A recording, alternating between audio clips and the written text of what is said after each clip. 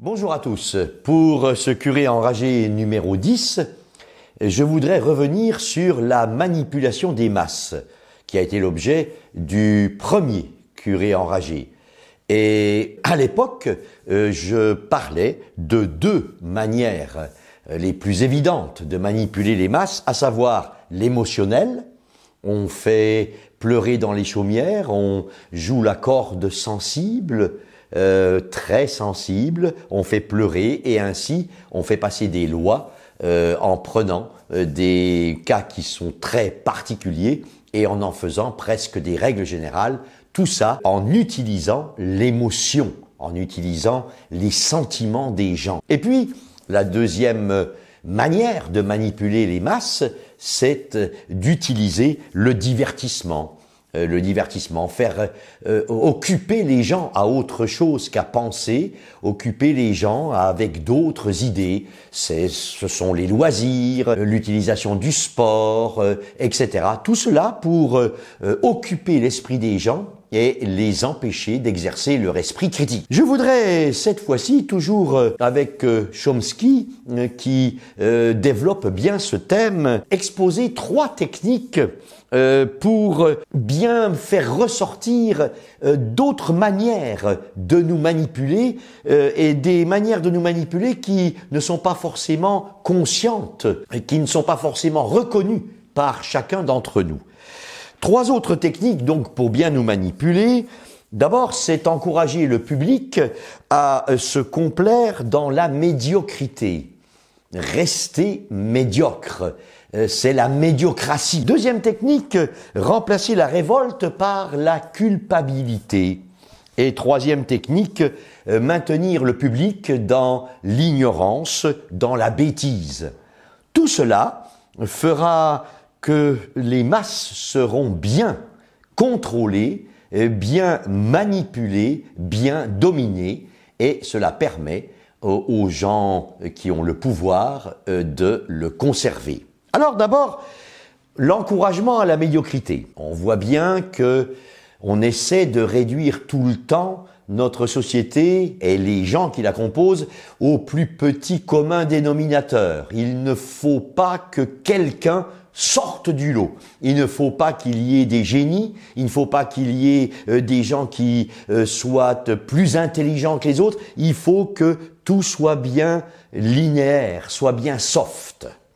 Alors, pour cela, on commence bien sûr par le début, c'est-à-dire par l'éducation. Et à l'heure actuelle, depuis décembre 2015, avec notre bonne Benkassen, eh bien, on ne donne plus de notes dans le primaire ou pour le brevet des collèges. Il n'y a plus 2 sur 20. Il y a simplement une maîtrise insuffisante. Mais on ne donne plus de notes. Et ainsi, on évite, dit-on, le traumatisme, l'humiliation des enfants qui se verraient attribuer une mauvaise note parce qu'ils n'ont pas travaillé, parce qu'ils ont regardé la télévision le dimanche soir jusqu'à minuit et que le lendemain matin, eh bien, ils se lèvent au radar complètement et ils ne se réveilleront que le mardi ou le mercredi. Alors, on supprime les notes. Comme ça, les gens ne savent plus se situer. Les gens n'ont plus une émulation pour se perfectionner, pour progresser, pour mieux travailler. Et tout le monde est au même niveau. Il y a bien sûr aussi la qualité des émissions de télévision. On le voit de plus en plus, les émissions à des heures où on les regarde, c'est-à-dire après le journal télévisé, le soir en général, sont des émissions qui abêtissent le public, qui le rabaissent, qui ne sont pas des émissions pour apprendre des choses, pour mieux réfléchir, pour mieux être libre, pour acquérir un esprit critique, pour avoir des éléments de réflexion. Non, non, non, non. Ce sont des émissions qui sont avec une qualité intellectuelle basse. Il y a également le fait que l'on ait abandonné le système récompense et punition. Je suis récompensé quand je fais quelque chose de bien, je suis puni quand je fais quelque chose de mal.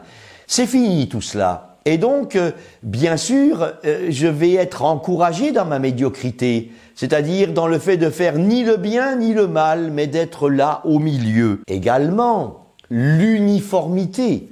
On le voit dans l'habillement, on le voit dans les copies qui sont rendues au baccalauréat, on le voit dans les entreprises.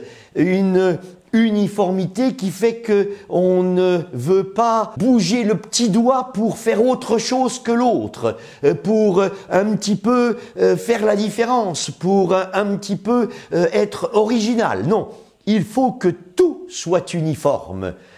Si on pouvait faire des œufs carrés chez les poules, ça serait encore mieux parce qu'ils seraient vraiment uniformes les uns par rapport aux autres. Et la médiocratie, tout le monde sait bien qu'elle favorise le maintien des gens au pouvoir. Deuxième moyen que je voudrais évoquer aujourd'hui, c'est de remplacer la révolte par la culpabilité. La culpabilité, c'est faire croire à un individu que c'est lui le responsable de son malheur par son insuffisance dans son intelligence, par l'insuffisance de ses capacités ou de ses efforts. Alors, on culpabilise la personne s'auto-dévalue elle-même sans que l'on lui dise, elle se culpabilise, elle tombe dans un état de déprime. Et parce que on est déprimé, eh bien, on a une inhibition en quelque sorte de l'action. Parce que je suis mal dans mes baskets, eh bien, je ne vais pas penser à me révolter. Je vais plutôt accepter de suivre ce qu'on me dit. Parce que je suis déprimé. Et pourquoi je suis déprimé? Parce que je n'ai plus confiance en moi. Et pourquoi je n'ai plus confiance en moi? Parce qu'on me culpabilise. Ça, c'est au niveau individuel. Mais au niveau collectif, c'est la même chose, on culpabilise les Français. Prenons le cas de la guerre d'Algérie, et plus exactement de la colonisation de l'Algérie. Eh bien, on essaye de faire croire aux Français que ça a été épouvantable, qu'il y a eu un véritable génocide, que ceci, que cela. Et c'est bien la campagne de celui qui est devenu notre président de la République. Et pourtant, c'est totalement faux. Lisons un peu des ouvrages d'histoire, voyons un peu ce qu'a fait Lyautey, voyons un peu ce qu'ont fait les Français en arrivant en Algérie, voyons ce qu'ils ont fait pendant toute la période de la colonisation, et on ne peut pas dire que ça a été qu'un génocide ou que des tortures ou quelque chose de vraiment négatif. Mais on le fait croire, et comme ça, les Français vont baisser la tête. Et quand on est coupable, on ne dit plus rien et on se tient au fond de la pièce bien tranquille et sans rien dire. Il y a aussi d'autres manières de culpabiliser les gens. Hidalgo qui va faire croire aux Parisiens que parce qu'ils roulent en voiture dans Paris, ils vont faire sauter la planète. Parce que soi-disant il y a le réchauffement climatique et que donc ces pauvres Parisiens, eh bien, ils contribuent à ce réchauffement climatique et donc ils vont détruire l'humanité, détruire la planète, détruire la nature, détruire tout ce qui nous est donné. Or, nous savons bien que c'est faux. Même Allègre, qui va, depuis déjà plus de 20 ans, écrire un livre démontrant par A plus B que le réchauffement climatique n'est pas d'origine humaine, mais qu'en fait, ce sont les caprices du soleil, ce sont les caprices de la nature qui font que certains siècles, eh bien, on voit pendant certains siècles le réchauffement climatique s'opérer, et pendant d'autres siècles, c'est le refroidissement climatique qui s'opère. Tout cela depuis toujours, bien avant l'humanité. Alors, ne venons pas culpabiliser les pauvres Parisiens en leur disant que c'est parce qu'ils roulent en voiture qu'ils vont détruire la vie humaine et détruire la planète. C'est pareil aussi dans tous ces phénomènes de repentance. On se repent, le peuple français se repent de faits dont il n'est absolument pas responsable, parce que ces faits, si tant est qu'ils aient existé, ces faits datent d'il y a 2 siècles, 3 siècles, 10 siècles, 15 siècles.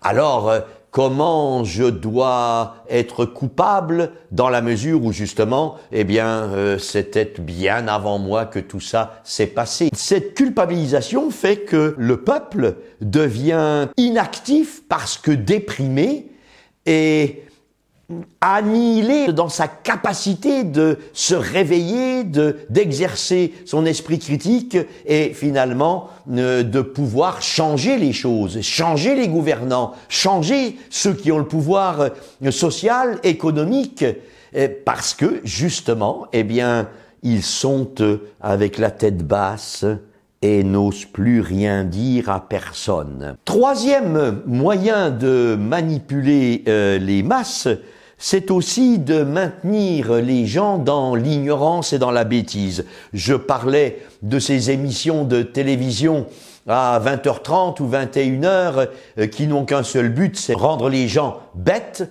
c'est endormir leur intelligence. Il faudrait parler également de la suppression de l'enseignement de l'histoire. De plus en plus dans les programmes de l'éducation dite nationale, à savoir cette volonté de supprimer l'enseignement de Napoléon, de Clémenceau, de Clovis, de Sainte Jeanne d'Arc, etc., de l'histoire de France. Pourquoi? Pour couper la jeunesse de ses racines, pour que la jeunesse soit encore plus ignorante de qui elle vient, de ce passé sur lequel elle peut se construire et construire l'avenir, et puis parce que, justement, par cette abolition de l'enseignement de l'histoire, alors on tient le peuple dans la véritable ignorance, il n'a rien connu avant, il n'a plus d'éléments de comparaison, donc il accepte ce qu'on lui propose, ce qu'on lui fait manger, ce qu'on lui fait absorber presque de force. Il y a aussi la désinformation qui permet de conserver les gens dans l'ignorance, ou alors la surinformation également, parce qu'on informe tellement que finalement on n'informe plus, parce qu'il n'y a plus moyen de retenir tout ce que l'on reçoit, de faire un tri et de prendre ce qu'il y a d'essentiel et ce qu'il y a de secondaire.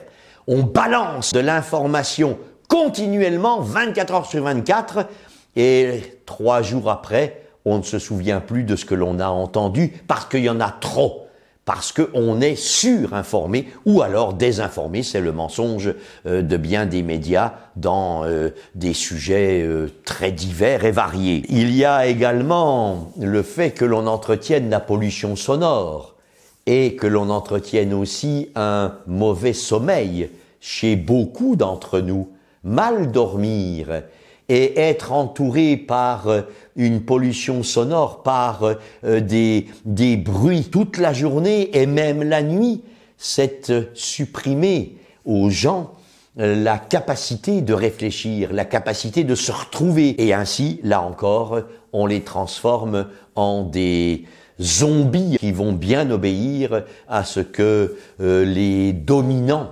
vont leur enjoindre en tant que dominés. Alors, et je termine par là, qui sont les dominants? Est-ce le pouvoir politique? Les politiques? Est-ce le pouvoir médiatique?